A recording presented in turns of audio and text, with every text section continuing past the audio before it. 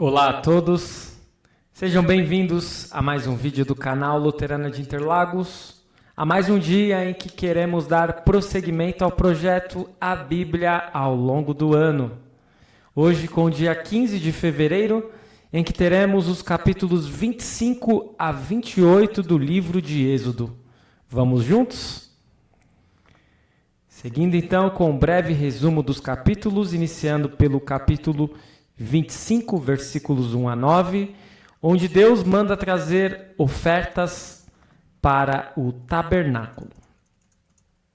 As ofertas deveriam ser de ouro, prata, bronze e um pano azul, púrpura e carmesim, linho fino, pelos de cabra, peles de carneiro tingidas de vermelho e peles finas, madeira de acácia, azeite para a iluminação, especiarias para o óleo da unção e para o incenso aromático, pedras de ônix e pedras de engaste para a estola sacerdotal e para o peitoral.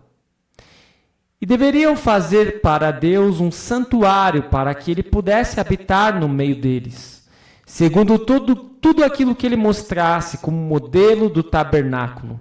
Assim, eles deveriam fazer. Então, temos a Arca da Aliança. A arca seria exatamente como na figura, contendo 1,10 m de comprimento, 66 centímetros de largura, 66 centímetros de altura. Deveria ser de ouro puro, com remate de ouro ao redor da arca. Teria 4 argolas de ouro fixadas nos 4 cantos da arca, 2 de um lado e 2 de outro. Cabos grossos de madeira de acácia revestidas de ouro. E eles deveriam colocar na arca o testemunho que ele lhes daria. O propiciatório deveria ser de ouro puro, 1,10 m de comprimento, 66 centímetros de largura, contendo 2 querubins de ouro batido nas 2 extremidades do propiciatório. Eles estariam de frente um para o outro, olhando para o propiciatório. Deveria ser colocado o propiciatório em cima da arca, e dentro dela que fosse colocado o testemunho que seria dado a eles. Então temos a mesa dos pães da proposição. A mesa deveria ser de madeira de acácia com as seguintes medidas: 88 centímetros de comprimento, 44 centímetros de largura, 66 centímetros de altura. Deveria ter um revestimento de ouro puro e um remate de ouro ao redor. Façam estes cabos de madeira de acácia e revista-os de ouro, disse Deus, para que a mesa pudesse ser carregada por meio deles. Deveriam ser feitos pratos, recipientes para incenso, jarras e taças em que seriam oferecidas as libações, tudo de ouro puro. Então temos o candelabro. O candelabro seria de ouro puro, com 6 hastes saindo dos lados do candelabro, 3 de um lado, 3 de outro. Nas hastes haveria 3 cálices com formato de amêndoas, uma maçaneta e uma flor. Eles deveriam fazer também 7 lâmpadas de candelabro, as quais se acenderiam para iluminar o espaço diante deles. Com 34 quilos de ouro puro se faria o candelabro, com todos estes utensílios. E eles deveriam ter o cuidado de fazer tudo segundo o modelo que tinha sido mostrado a eles no monte. Chegamos ao Êxodo capítulo 26, com as cortinas do tabernáculo. O tabernáculo teria 10 cortinas, de linho retorcido, pano azul, púrpura e carmesim. Eles deveriam fazer as cortinas com querubins, obra de artista. E deveria ter as seguintes medidas: 12,5 metros de comprimento por 1,80 de largura.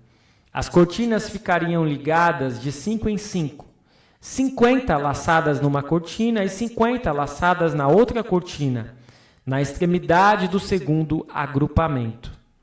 11 cortinas de pelos de cabra, 50 colchetes de ouro, 50 colchetes de bronze. A parte que sobrasse das cortinas penderia às costas do tabernáculo. A cobertura de peles e as tábuas. São inúmeros os detalhes que não há condições de colocarmos todos eles. Destaque para o final do texto. Faça o tabernáculo segundo o modelo que foi mostrado a você no monte. E aí temos o véu, o cortinado e as colunas. O véu deveria ser separado entre o santo lugar, fazer a separação entre o santo lugar e o santo dos santos. E mais uma vez, a grande ênfase no ouro. Panos nas cores azul, púrpura e carmesim. E aí temos capítulo 27 de Êxodo, o altar do holocausto. Deveria conter as seguintes medidas: 2,20 metros de comprimento por 2,20 de largura por 1,30 de altura. Nos 4 cantos deveriam ser colocados 4 chifres revestidos de bronze. Eles deveriam fazer recipientes para recolher a cinza do altar, além de pás, bacias, garfos e braseiros, todos de bronze. Deveria ser feito também uma grelha de bronze para o altar. E eles fariam também cabos para o altar de madeira de acácia, revestidos de bronze. E também deveriam ser passados por argolas. E aí temos no capítulo 27, versículos 9 a 19, um tema que é relevante nesse aspecto do tabernáculo, que é o átrio do tabernáculo. Temos aí a figura de um tabernáculo, como era o tabernáculo, com o lugar santíssimo, o santo dos santos. Aí nós temos também ali o candelabro, o altar do incenso, onde ficava a mesa do pão da presença, o lugar santo, o lavatório, o altar do sacrifício e o átrio.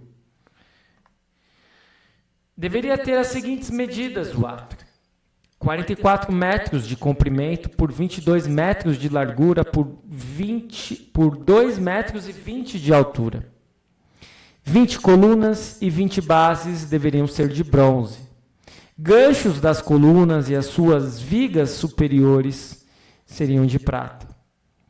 Para o lado norte, ao comprido, haveria cortinas de 44 metros de comprimento. Para o outro lado da entrada, haveria cortinas de 6 metros. À porta do átrio, haveria um cortinado de 8,80 metros de comprimento, azul, púrpura e carmesim. Todos os utensílios do tabernáculo, em todo o seu serviço, todas as suas estacas e todas as estacas do átrio seriam de bronze. Então temos o azeite para o candelabro. Ordene aos filhos de Israel que tragam a você azeite puro de oliveira batido para o candelabro, para que haja lâmpada acesa continuamente. Na tenda do encontro, fora do véu que está diante da arca do testemunho, Arão e seus filhos a conservarão em ordem, desde a tarde até pela manhã, diante do Senhor. E chegamos ao último capítulo de hoje, capítulo 28 de Êxodo, com as vestes sacerdotais. Quem usaria as vestes? Arão e seus filhos. A estola sacerdotal seria constituída de ouro, pano azul, púrpura e carmesim, e linho fino retorcido. O sacerdote utilizaria 2 ombreiras. O cinto do mesmo material que a estola. Deveriam ser pegas 2 pedras de ônix e gravados os nomes dos filhos de Israel, 6 em uma e 6 em outra, por ordem de nascimento. Eles deveriam colocar nas ombreiras da estola sacerdotal e fazer engates de ouro, prender correntes trançadas nos engates. O peitoral de ouro, pano azul, púrpura e carmesim deveria ter 4 ordens de pedra com 3 pedras cada. Primeira ordem, o sárdio, topázio e o carbúnculo. Segunda ordem, esmeralda, safira e diamante. Terceira ordem, jacinto, ágata e ametista. E quarta ordem, berilo, ônix e a jaspe. Ponha também no peitoral do juiz o urim e o tumim, para que estejam sobre o coração de Arão quando entrar diante do Senhor. E havia também prescrições acerca de outras vestes sacerdotais, como a sobrepeliz azul, os sininhos de ouro. Isso tudo como breve resumo dos capítulos de hoje. Passamos para o ponto 2, com as questões e dúvidas que podem surgir. Primeira delas. Sabemos que Deus é onipresente, Ele está em todos os lugares. Contudo, Deus ordena a construção de um tabernáculo, assim como hoje nós vamos à igreja. Como podemos conciliar duas informações aparentemente contraditórias? Se Deus está em todos os lugares, por que precisamos encontrá-lo em lugares especiais, como a igreja, ou o tabernáculo na época? É uma questão que eventualmente pode nos suscitar muitas dúvidas, mas a verdade é que nós precisamos ter momentos especiais com Deus. E por isso que esses lugares especiais precisam ser construídos de acordo com a santa vontade de Deus. Questão 2. Qual o seu entendimento sobre a função de cada um dos móveis do tabernáculo citados há pouco?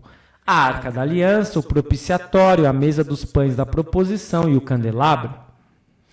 Arca da aliança. A arca da aliança é conhecida como a portadora dos mandamentos, das duas tábuas. O propiciatório deveria ser um vaso sagrado em que se ofereciam sacrifícios a Deus. Os pães da proposição, em um contexto bíblico ou judaico, refere-se aos bolos ou pães que estavam sempre presentes em uma mesa especialmente dedicada no Templo de Jerusalém, como uma oferenda a Deus. E o candelabro tinha como nome menorá, um nome hebraico, e simplesmente ressalta o propósito utilitário do candelabro, dar luz aos sacerdotes que serviam no santo lugar do tabernáculo.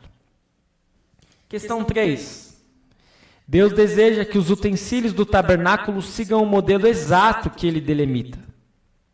Por que é importante seguir exatamente com o desejo de Deus?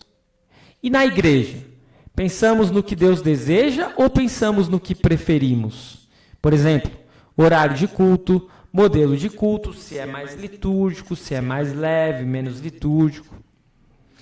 A verdade é que Deus sabe o que é melhor. Na igreja, há elementos que são adiáforos, ou seja, não estão nem prescritos e nem proibidos na Bíblia. E por isso nós devemos utilizar tais elementos com o bom senso. Se vai chocar alguém, não utilizar. Questão 4. Por que tantos detalhes e especificações que não poderiam ser modificados? O que podemos ressaltar em tudo isso? Que Deus é um Deus da ordem e decência. Ele não deixa a gente simplesmente ao léu ou para a gente fazer o que a gente bem entender na adoração a Ele. Ele mesmo delimita como Ele deseja ser adorado. E isso é muito bom para nós, sob pena de nós cairmos em graves equívocos na adoração a Deus. Questão 5. Quando Moisés sobe o Monte Sinai, somente ele tem acesso maior a Deus. No tabernáculo, somente o sumo sacerdote teria maior acesso ao local considerado de presença de Deus. E daí a importância das cortinas, especialmente no Santo dos Santos. O que nós podemos destacar em tudo isso? Que Deus é um Deus tão santo e puro que não subsistimos próximos a Ele. Há um elemento de mistério e que a gente não deve ir contra. Porque Deus sempre será misterioso para nós nesta vida e neste mundo. Questão 6. No altar ocorreriam sacrifícios. Para quem o altar do Antigo Testamento aponta? Para quem o altar de hoje deve apontar? E a resposta é só uma: Jesus Cristo. O altar dos sacrifícios no Antigo Testamento apontavam para o único sacrifício que seria realizado por Jesus. Os altares de hoje não têm sacrifícios, mas às vezes tem um crucifixo, e este pode e até deve permanecer lá, para que jamais esqueçamos do que Jesus fez por nós. Questão 7. O que seria exatamente o átrio? Quem teria acesso a ele? Nós podemos dizer que teremos acesso ao átrio de Deus? No antigo pacto, na antiga aliança, as pessoas comuns do povo não podiam adentrar no santuário propriamente dito. Só chegavam até o pátio, que era a parte exterior do tabernáculo. Em Jesus Cristo, no entanto, homens e mulheres salvos são sacerdotes reais e têm ousadia para entrar no santuário pelo sangue de Jesus. Questão 8. O azeite alimenta os candelabros para iluminarem o santo lugar. De que modo podemos alimentar a chama de nossa fé hoje? Nós temos como alimento para a nossa fé hoje a palavra e o sacramento. E eles são muito importantes. Eles alimentam de fato a nossa fé e nós precisamos sempre voltar a eles. Questão 9. As roupas sacerdotais possuem uma beleza, uma realeza, um alto nível de detalhes. Por que há tanta ênfase nestas roupas? Você acha importante que o pastor use talar com estola, o símbolo, que é aquele cordão, e todos os paramentos? Por quê? A grande questão é que o culto ele tem uma beleza, ele tem uma ordem, porque o nosso Deus é um Deus de ordem. O nosso Deus é um Deus santo, puro, belo, perfeito. E é importante que o sacerdote, o oficiante, utilize uma roupa de distinção, porque ele não está prestando um serviço para ele mesmo, não é um serviço humano, mas é um serviço divino. Questão 10. Somente os sacerdotes devem se trajar de forma adequada diante de Deus? E os membros?